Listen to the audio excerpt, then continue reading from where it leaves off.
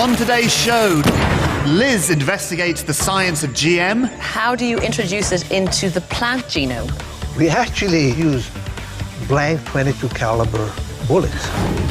Dr. Yan tries to shatter glass. Oh, brilliant. And I try and cure Gem's dust allergy. Let me pitch this to you. Meet my friend, the worm. That's Bang Goes the Theory. What have I got to lose? Revealing your world with a bang. Hello, welcome to Bang Goes the Theory. Now, some areas of science will inevitably attract more controversy than others, and GM, or genetic modification, is definitely near the top of that list. So I went to Hawaii to see GM in action. Controversial biotechnology is definitely not the first thing that comes to mind when you think about Hawaii, especially since this US state has an incredible and fragile biodiversity. But over the last 10 years, these islands have become one of the world's leading centers in research of GM, or genetically modified foods. Scientists here set the standard back in 1998 when they produced this papaya, the first genetically modified fruit deemed fit for human consumption by the US Food and Drug Administration. So why is GM so prevalent here? Well, in Hawaii, tropical fruit is very big business. For decades, the islands have dominated the supply of papaya to mainland USA and to Japan, bringing in a staggering $17 million a year. But keeping up with that kind of demand means very intensive farming.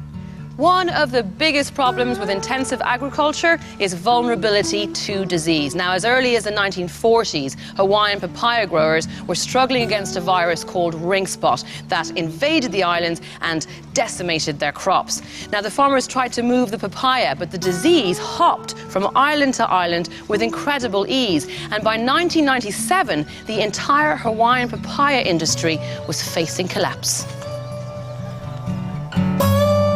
Step forward, GM, and researcher Dr. Dennis Gonzalez.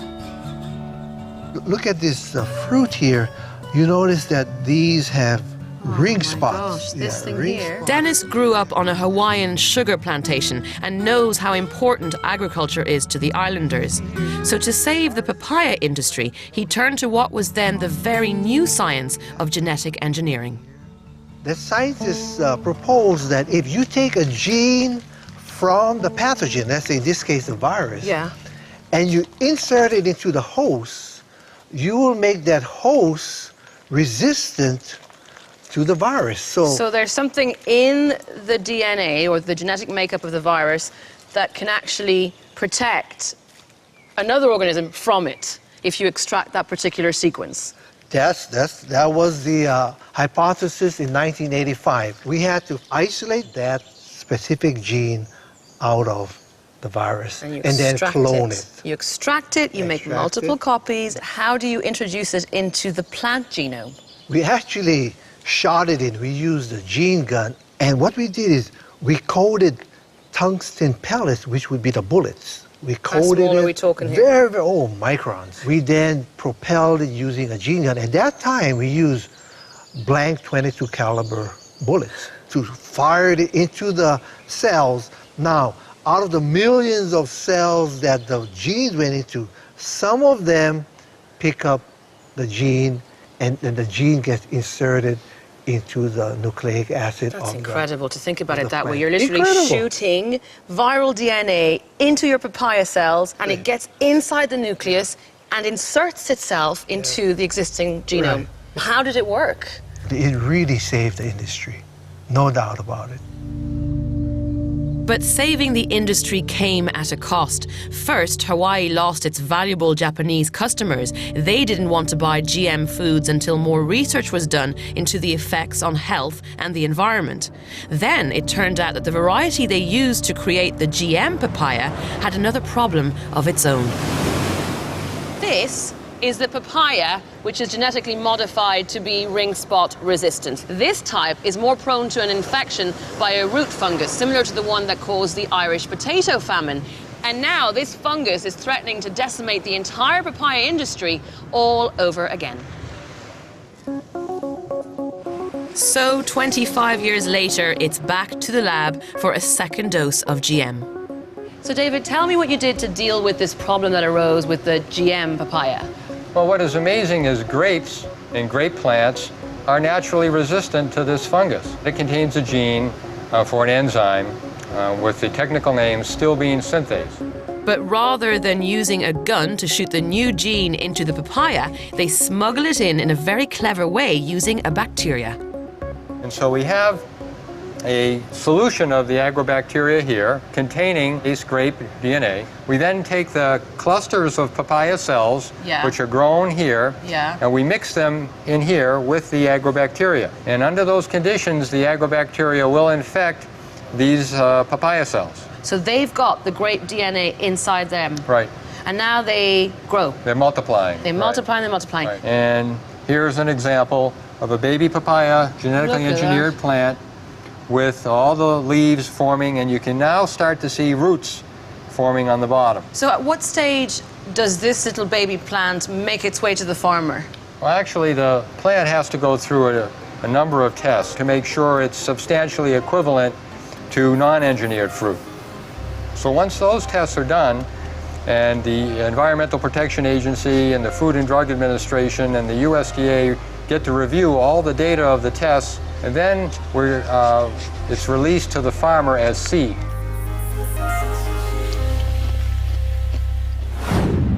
So, did you eat the papaya? I ate the papaya, to be polite to Mr. Gonzalez, but I would be lying if I said I didn't think about it for a split second beforehand. It's a very complicated science. Did it taste nice, the papaya? Yeah, it was quite sweet. But that's the thing, I think everybody, or certainly a lot of people are very confused by the whole GM question. But it's, looking at that film, it clearly seems to work in terms of protecting crops against disease. And if you sort of look at it, if you sort of look at the big picture, I guess you could argue that since we've had agriculture, we've been manipulating plants. Isn't this just an extension of that? What's the problem? No, absolutely. And it's important to point out that every crop is dealt with as a case-by-case scenario, and it goes through stringent regulations, etc. But I think the main concerns arise because genes are incredibly complicated things. We're only beginning to understand how little we know about our own genome. So all that junk DNA we learned about in school, it's not junk DNA. Our genes interact in really intricate ways that we still don't fully understand, okay? So some scientists say it's absolutely fine, there's no problems. Other scientists raise issues like, can we just find out a little bit more about long-term effects to genes? So for example, can gene flow happen between the crop and bacteria in the soil? Can genes end up in human beings? What are the long-term effects to human health? Those questions are still being raised with regards to GM crops. And I don't know, I just have to trust somebody else on these things. I spend my professional life trying to get on top of the world of science. Yeah, I watch your film, I know a little bit more about GM crops, but I could not hazard a guess of the full implications of putting the DNA, or like some of the DNA of a virus, into the genome of a papaya. I mean, it's a beautiful technology in one sense, but then the beauty of science is that there is always still more to learn, and certainly this is the case with something as complex as GM. Let me give you a few examples of some of the issues that are raised with regards to this technology, okay? As with the case with papaya, okay, GM papaya crops do crossbreed with non-GM papaya crops. That's what happened in Hawaii. And, that's why Japan were so strict about, banning the import of papaya because of the cross-contamination issue. Other issues that come to mind are things like if you're growing a pest-resistant crop, that means you're possibly pushing the resistance of those pests till they become very difficult to kill. And the other things are, scientists are asking questions like, do GM crops affect the ecosystems in which they're grown? What are the long-term effects of, do microbes get affected in the soil, etc.? Yeah. And they just are simply pushing for more, research into that area. But as always with science, the research will continue, and hopefully we'll know more about those kind of questions in the future. And it could be brilliant. I mean, it's an astonishing piece of technology. It is. And you know what? At the end of the day, 23 countries are now cultivating GM crops. Everything from virus-resistant lettuce to pineapples that stay riper longer. It's a complicated science, but it's definitely working with certain crops. We just need to keep our finger on the pulse of it. Absolutely. It's a complex science. It's to Fascinating Science, and we like fascinating science. Now, moving on, 1 in 4 of us has an allergy, and that figure is rising by 5% every year. And it's predicted by 2015, half of us may be affected. So some people think we may be facing an allergy epidemic. So what better place to get to the root of the problem than a paintball centre? The white-shirted soldiers of the body's immune system are out on patrol.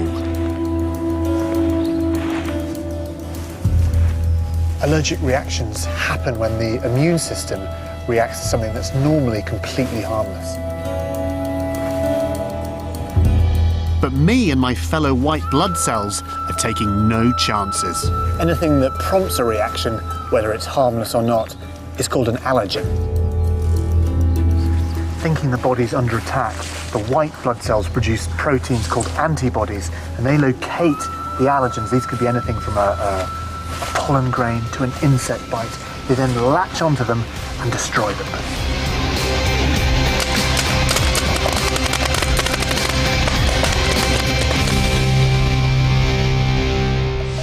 At the same time, histamine is released to promote blood flow in your tissues, and it's this that causes the familiar allergy symptoms: itchy eyes, runny nose, and swelling. Those antibodies stay in the bloodstream, protecting against future attacks, which is why you get the same reaction every time you're exposed to something you're allergic to. But why are some of us more susceptible than others? If your parents suffer from allergies, it's quite likely that you will too. But allergies are increasing too fast for them to simply be passing from generation to generation. Something else must be causing our immune systems to go into overdrive. And some research suggests our obsession with cleanliness could be partly to blame. It's been called the hygiene hypothesis, and suggests that being exposed to a bit of dirt when you're growing up may be less harmful than you might think, which could be why children growing up on farms are far less likely to have allergies. I think people, certainly in the past, have been quite worried about dirt. Yeah. For good reason. I mean, in dirt you've got lots of bacteria, parasites that might be quite bad for you. And I think we've sort of cleaned our act up quite a lot in society. We've got good public health, hygiene that have protected us against lots of bugs. The unforeseen consequence of that is we've almost become too clean, and as a result our immune systems are not being challenged properly, and we're developing all these allergic diseases that you see quite a lot of now. And I think the problem is, if you don't get the right education of your immune system early on, you start responding to things that you shouldn't respond to, for example, like pollen or dust, where you can get this allergic reaction, which is really your immune system responding where it shouldn't. Your immune system's made a mistake. Right. So you need to But some scientists reckon they've found a surprising ally in the fight against allergies. They believe animals like pigs harbour parasitic worms that may help to correct those mistakes in our immune systems. Certainly in this country, or many of the developed countries many years ago, we would have had quite a lot of microorganisms in our system, including parasitic worms, and these have inadvertently been protecting us. The normal immune response you would have to get rid of the worm is this allergic type reaction. So the worms have evolved to damp down that reaction so that they can live in harmony with us. Yeah. As a result of that, they benefit us by preventing this allergic reaction. So I think scientists looking at this now are thinking, can we reworm people to protect them against allergies? You're talking about introducing foreign worms into the gut. Yes, and the research people have been looking at is looking at hookworms to treat people against asthma and hay fever, or looking at the pig whipworm to treat people against inflammatory bowel disease.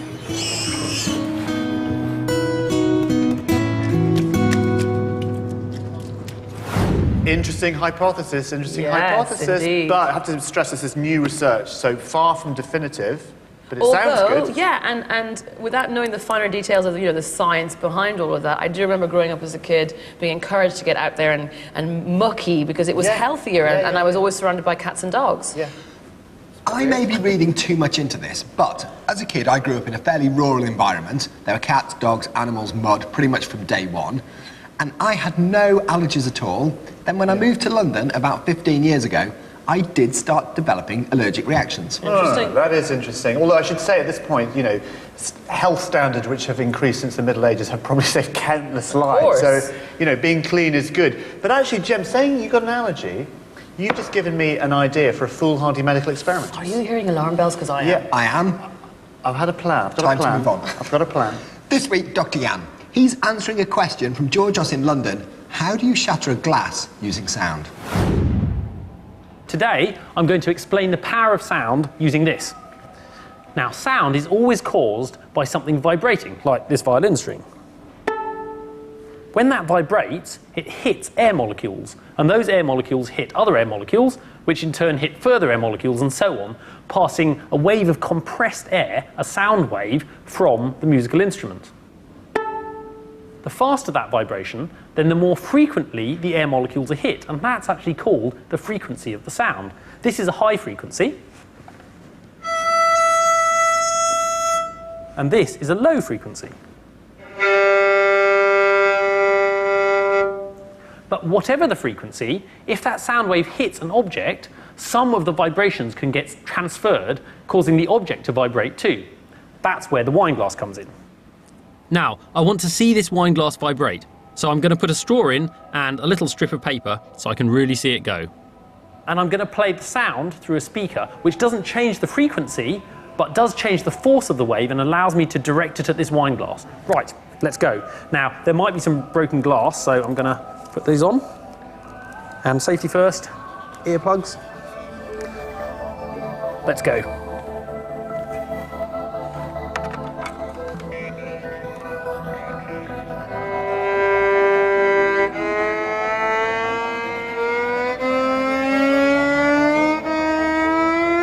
Now, at the moment, the vibrations are tiny. You probably didn't see much at all. But watch what happens when I do this.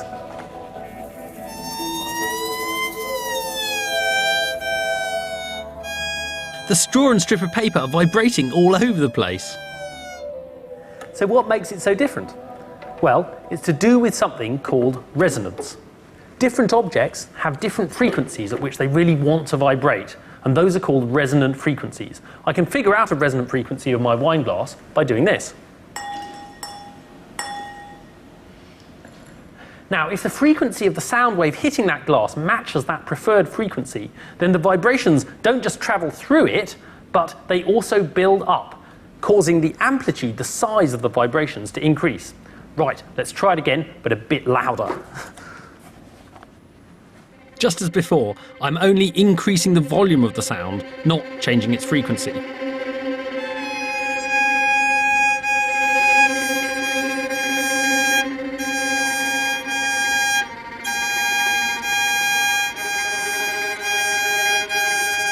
And when the vibrations get really big, well, the glass just can't handle it anymore.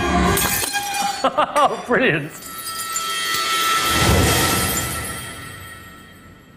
But why do things actually resonate? Well, have a look at this flat piece of glass here. When sound waves hit this, then the molecules in it vibrate, and they cause the neighbouring molecules to vibrate too. So a wobble sort of can go down this glass, a bit like a Mexican wave. And when it reaches the end, it bounces back. And so wobbles are passing up and down along the length of this glass. Now, mostly those little random wobbles just cancel each other out. But if they're spaced with exactly the right timing, then when a wobble comes to the end and bounces back again, it meets another wobble coming in the opposite direction. And they combine, increasing the bend in the glass, amplifying the wobble, and the object resonates. But the best spacing to achieve this resonance depends on the object's properties. Now, obviously, this is a different size and shape and heaviness to the wine glass, and it doesn't ring out in the same way. It sounds like I'll need something with a lower frequency than the violin. To help, I built this box with speakers in it, and I'm going to put the glass down flat on the top. I'm going to adjust these so that they don't interfere with the wobble. Okay, and finally I'm going to put some salt on top, just so I can see where the glass is wobbling the most. Right, let's give it a go. Now for something a little deeper. Right, let's try this.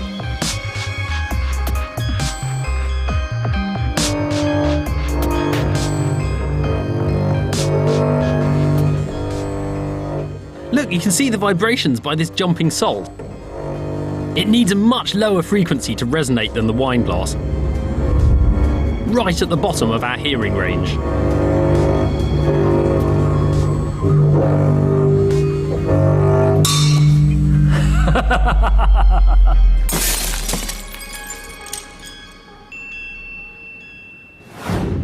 Ooh, not bad on the old violin, Dr. Yan. You know, you might understand the science behind all of that, but still, every time I see that solid glass wobbling, it's a thing of beauty. It's a great film, beautiful photography. I love that. Now, talking of sound science, Yeah. I've got something I want you to listen to. I'm going to play you a series of notes, Okay. And I want you to tell me, is the last note of the series higher or lower than the first? Now, listen to this. I'm going to play them now.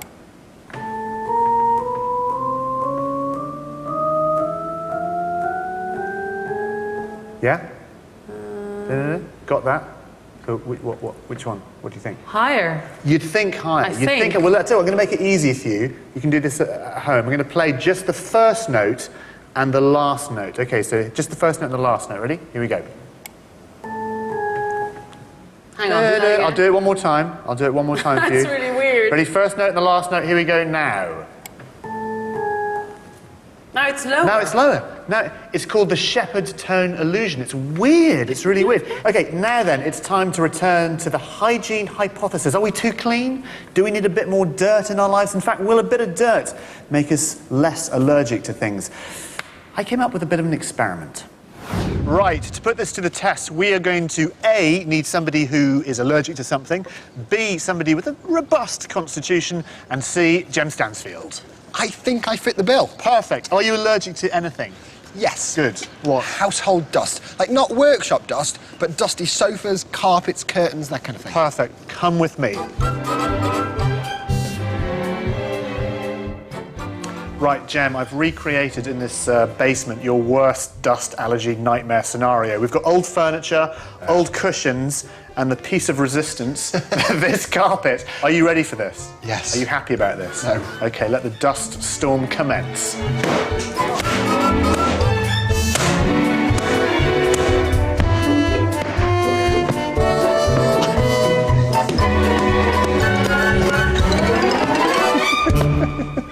Dude, right, so what you've now managed to do is kick off that allergy that I was talking to you about and you appeared sympathetic to earlier on. Yeah.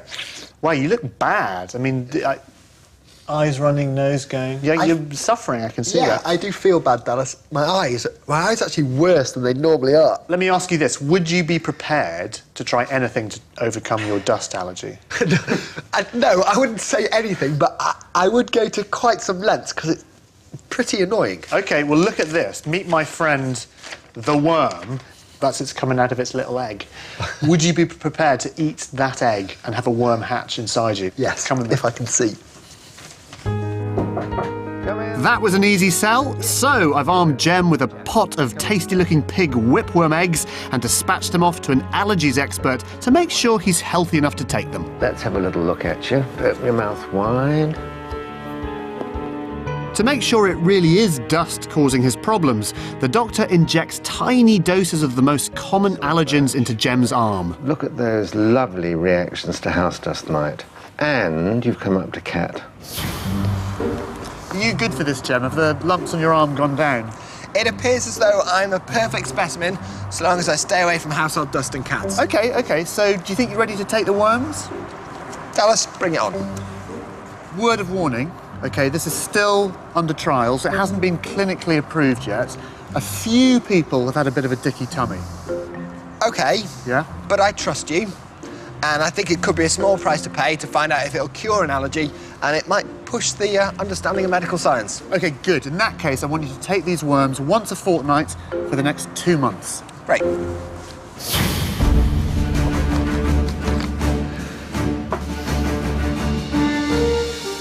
OK, this is it. Jem knows the score. There is no backing out now. Good luck, my friend. What have I got to lose?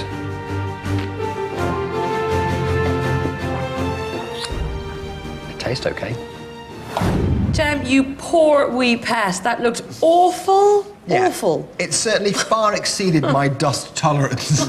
And what's worse, it wasn't just bad then, but then it left me kind of oversensitised for the next 24 hours. So the hotel I'm staying in that night, which was okay, but a bit dusty, and like that, all night. Oh, you poor thing. Okay, now let's just look where we are. So we're about halfway, actually we're past halfway through the experiment. You've been taking the worms for 6 weeks. Yep. Let's just do a little check. How are you feeling? Any side effects? Absolutely no side effects. Good, so you're Perfect still there. alive. Yep. Have you had any allergic reactions since you took the worms? I had one allergic response to some dusty place I was in maybe a couple of days after I took the first lot. But too early. Yeah. Nothing since then. Okay, well that's interesting. I think we should just do something a little bit unscientific for your entertainment, quite honestly. We've got a dusty rug up there. Should we just see how you're getting on? Little test? I know I felt Come on. sorry for you, but can I actually help you this time? You can help me. You go around there. Is this the last thing we're doing today? This is the last thing we're going to do today. And we're going to give it a good old whack. And your allergy came on quite early when we did it last time in the basement. Yeah, and when the doctor tested me, I came up with massive welts. Like, I'm properly allergic to it. Yeah, come on, Okay, let's do it. come on, ready? Ready? Yeah, go. 3, 2, 1. Oh, that. Oh, God, it's disgusting. Oh. Can you breathe in, Jem? Breathe in. Oh. All right. Yeah, okay, whatever. Okay, that's enough. That's enough. Get off. How do you feel? God, that's really bad. I think that would get anybody, regardless of a level of allergy. That's the Earth Eyes Justice going? rug. No, it's not as bad as last time. Okay. Maybe it's working, but for now, that's it for this week. Say goodbye, boys. Bye. Bye. Get more and more.